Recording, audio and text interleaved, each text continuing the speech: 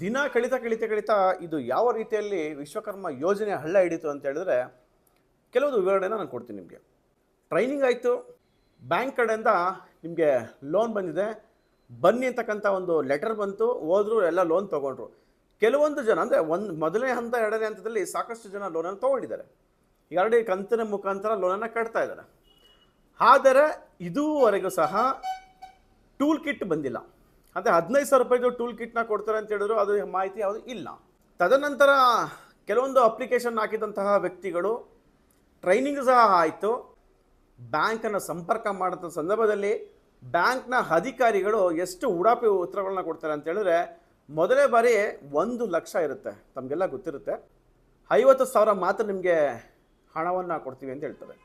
ಇನ್ನು ಕೆಲವ್ರು ಏನು ಹೇಳ್ತಾರೆ, ನಮಗೆ GST ಬಿಲ್ ಬೇಕು, GST ಬಿಲ್ಲನ್ನು ಕೊಟ್ಟರೆ ಮಾತ್ರ ನಿಮಗೆ 1 ಲಕ್ಷ ಹಣವನ್ನು ನಾವು ಮಾಡಿಕೊಡ್ತೀವಿ ಅಂತ ಹೇಳ್ತಾರೆ. ಆ GST ಬಿಲ್ ಯಾರು ಕೊಟ್ಟಿರ್ತಾರೋ ಅವನ ಅಕೌಂಟಿಗೆ 1 ಲಕ್ಷ ಹೋಗ್ತಾ ಇದೆ. ಆತ 18,000 ಇಟ್ಕೊಂಡು ಇನ್ನು 82,000 ರೂಪಾಯಿ ನಮಗೆ ರಿಫಂಡ್ ಪೇಮೆಂಟನ್ನು ಕೊಡ್ತಾ ಇದ್ದಾರೆ. ಬಟ್ ಪ್ರಯೋಜನ ಏನು ಬಂತು?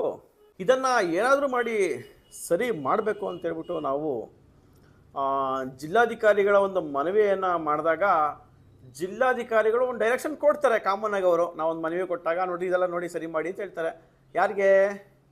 ಸ್ಕಿಲ್ ಡೆವಲಪ್ಮೆಂಟ್ ಆಫೀಸರ್ಗೆ. ನಂತರ ಅವ್ರೇನು ಮಾಡ್ತಾರೆ, ಜಿಲ್ಲಾ ಕೈಗಾರಿಕಾ ವಿಭಾಗ ಅವ್ರಿಗೆ ಹೇಳ್ತಾರೆ.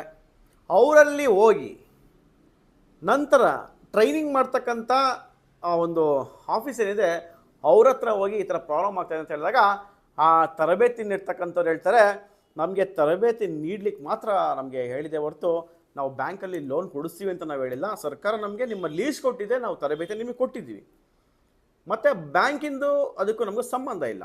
ಇದ್ರ ಬಗ್ಗೆ ನಾವು ಧ್ವನಿಯನ್ನು ಎತ್ತಬೇಕಾಗುತ್ತೆ. ಯಾಕೆಂದರೆ ಇದು ನಮ್ಮ ಹಕ್ಕು, ಕೇಂದ್ರ ಸರ್ಕಾರದ ಒಂದು ಸವಲತ್ತು, ಒಂದು ಜಾಗ್ರತೆಯನ್ನು ಮೂಡಿಸ್ಬೇಕು. ಹಾಗಾಗಿ ತಮಗೆ ಈ ವಿಚಾರವನ್ನು ನಾನು ಮುಂದಿಡ್ತಾ ಇದ್ದೀನಿ.